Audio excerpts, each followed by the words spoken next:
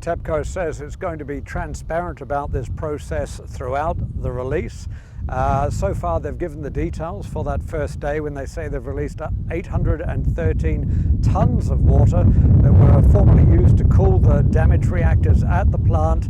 Most alarming for some is the levels of tritium still in that water. They said they set up test sites around 3 kilometers around that release area, 10 test sites, and what they found there were technically, in their words, undetectable levels of tritium, which is actually 10 becquerels. That's the measurement for these isotopes. 700 would have been the level that they would have considered cutting this process off. But nonetheless, of course, a lot of concern continues over the release of this contaminated water. We've seen ongoing protests in Tokyo.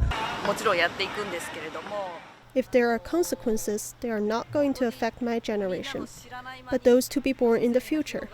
That's what I'm most worried about. They release the polluted water into the sea, ignoring the voices of their citizens.